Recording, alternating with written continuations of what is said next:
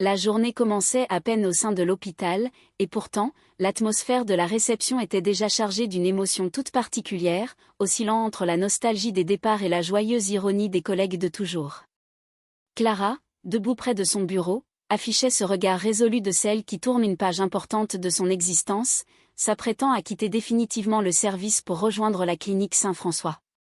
Elle regarda ses compagnons de route, Jamel et Sabri, et rompit le silence d'un ton faussement léger, lançant qu'elle quittait le service pour la clinique Saint-François, reconnaissant que c'était triste, mais demandant aussitôt si on pouvait lui donner sa place de parking ou s'il y avait encore de l'argent sur la carte de cantine, ajoutant avec un sourire que cela lui faisait plaisir de voir leur peine. Les deux compères la regardèrent, feignant une indifférence amusée avant de lui avouer qu'ils savaient bien qu'elle n'avait pas de place de parking et que c'était drôle, mais qu'en revanche, ils avaient un véritable cadeau pour elle. C'était un samedi qui commençait de manière mémorable, et ils insistèrent sur le fait que c'était un joli cadeau, un geste sincère pour marquer le coup. Clara, intriguée et touchée malgré elle, découvrit l'objet et demanda ce que c'était, s'étonnant de voir un tableau blanc que Sabri qualifia affectueusement de mercurochrome blanc, ajoutant avec son humour provocateur que si jamais ce cadeau la saoulait, elle pouvait toujours le brûler ou le noyer, car il s'en foutait. C'est à ce moment précis que le directeur, ou plutôt l'autorité du service, entra en scène, son regard tombant immédiatement sur un document officiel posé en évidence. Face à l'interrogation générale, Clara expliqua sans détour qu'il s'agissait de sa lettre de démission, affirmant qu'elle ne voyait pas pourquoi cela intéressait qui que ce soit, puisque tant qu'elle partait ou tant qu'elle ne partait pas, tout le monde s'en foutait royalement.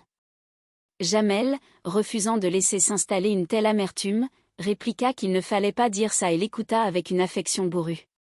Quand Clara lui demanda s'il était triste, il admit qu'à cet instant précis, non, mais que cela ne tarderait pas à venir, que la tristesse allait venir. Clara, feignant le cynisme, soupira que c'était exactement ce qu'elle pensait et qu'il était vivement temps qu'elle parte, n'ayant plus d'autre intérêt que de se suicider métaphoriquement dans le travail. Elle montra ensuite avec une moue sceptique le tableau blanc que le garçon lui avait offert, soulignant que cela ne cadrait pas du tout avec sa collection de clowns tristes de Bernard Buffet, une décoration bien connue de ceux qui étaient déjà venus chez elle. Jamel, toujours optimiste, lui fit remarquer que le blanc allait avec tout et que cela ferait un joli petit bout de mur sans clown, ce qui arracha un sourire à Clara qui reconnut qu'il avait toujours le mot qu'il fallait. Pendant ce temps, dans une autre pièce, l'élégante et excentrique Micheline Prel, une habituée des lieux, observait l'agitation ambiante. Aimé, l'infirmier au grand cœur mais au tact parfois incertain, s'approcha pour prendre de ses nouvelles et lui demander si Sabri n'était pas trop sur son dos, le qualifiant de garçon un peu lourd mais finalement bon, qui n'avait pas dû avoir la vie facile tous les jours. Madame Prel, avec toute la distinction qui la caractérisait, répondit qu'il ne prenait pas trop d'attention à cela et que c'était souvent quand on se sentait délaissé qu'on se rendait compte qu'on avait besoin d'être aimé, voire étouffé. Soudain, son regard aiguisé se posa sur le cadeau de Clara, et elle s'exclama avec surprise, demandant si c'était un Ramsay qu'ils avaient là. Clara, peu au fait du marché de l'art moderne, répondit que c'était juste un truc que ses collègues lui avaient offert pour son départ.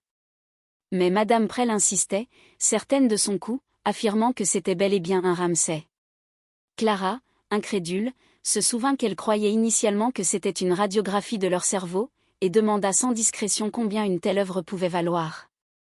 La vieille dame estima la valeur à environ 20 000. Clara répéta le chiffre, stupéfaite, demandant confirmation pour les 20 000, ce que Micheline Prel confirma sans hésiter. Saisissant l'opportunité d'embellir son environnement, Madame Prel demanda alors un service à Clara pendant qu'elle était encore dans la maison, lui suggérant de retirer ce truc immonde pour mettre le Ramsay à la place, affirmant que les clowns de Bernard Buffet pouvaient se refaire et que c'était d'un moche en plus. La révélation de la valeur de l'objet changea radicalement la donne. Clara, bouleversée par tant de générosité apparente, retourna voir Jamel et Sabri, les remerciant chaleureusement pour le cadeau, affirmant que c'était énorme et qu'ils avaient dû se ruiner.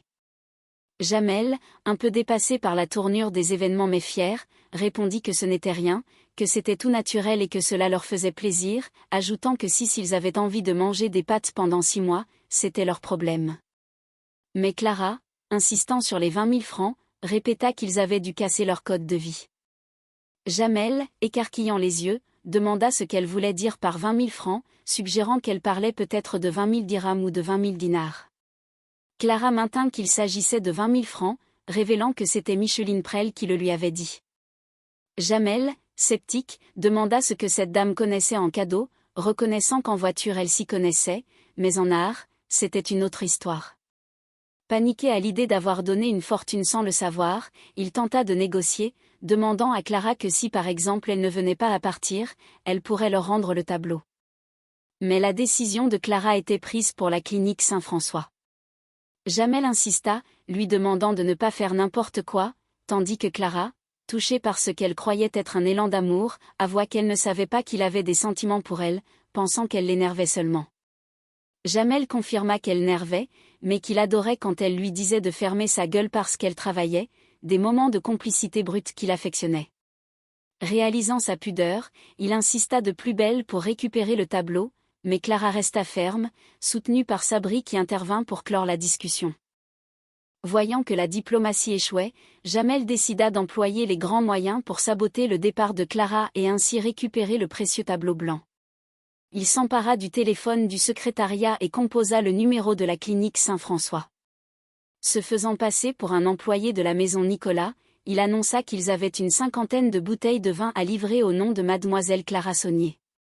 Feignant la confidence, il décrivit Clara comme une alcoolique notoire consommant entre 9 et 10 litres par jour au minimum, et se finissant à l'éther quand il n'y en avait plus, la qualifiant de folle, avant de se reprendre poliment en disant que c'était une bonne vivante.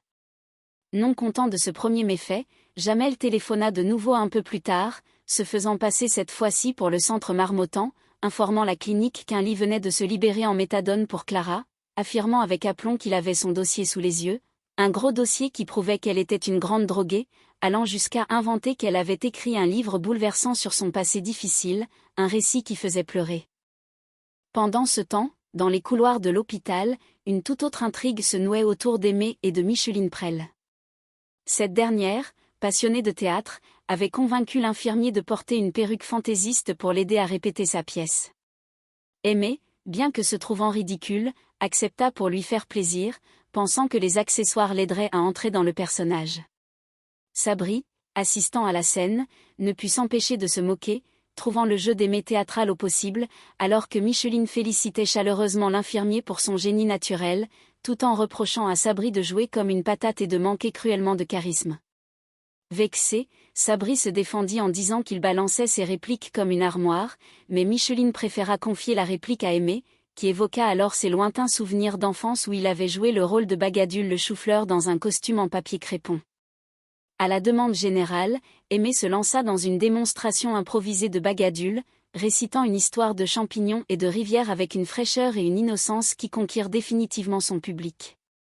Sabri, dépité d'avoir perdu son rôle de répétiteur et se sentant humilié, quitta la pièce en promettant qu'on le regretterait.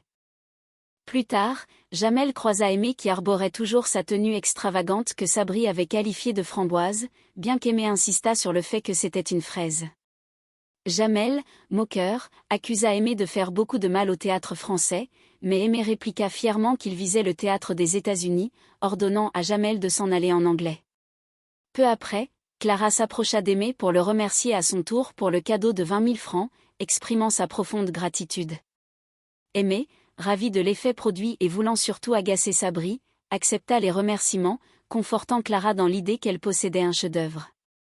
C'est alors que Sabri, jaloux et déterminé à prouver que le tableau n'était qu'un simple support de travail, décida de donner une leçon à Madame Prel. Dans un accès de folie théâtrale inspiré par ses héros de films d'action, il ligota la vieille dame sur une chaise de traitement, affirmant qu'elle avait tenté de saccager le tableau. Quand Clara et Aimée découvrirent la scène, Sabri tenta de se justifier en invoquant l'esprit de Jean-Claude Van Damme et son grand film Maximum Risque, affirmant que l'humiliation précédait toujours le succès.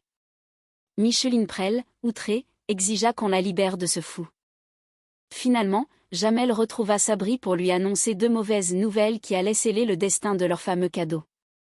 La première était que la clinique Saint-François, effrayée par les faux rapports téléphoniques de Jamel, avait annulé l'embauche de Clara, ce qui signifiait qu'elle ne partait plus. Mais la seconde nouvelle était pire encore. Sabri, cherchant désespérément un endroit pour écrire et répéter ses répliques de théâtre, avait utilisé le seul grand espace blanc disponible dans le service. Jamel comprit immédiatement l'horrible vérité et s'exclama de désespoir. Sabri avait écrit ses textes directement sur le tableau blanc de 20 000 francs, ruinant à jamais la prétendue œuvre d'art. Au même moment, au bout du couloir, on entendait la voix de Micheline Prel qui continuait de déclamer passionnément ses tirades classiques, sourde au chaos matériel qu'elle avait involontairement déclenché, célébrant la poésie et le théâtre au milieu de la stupéfaction générale de l'hôpital.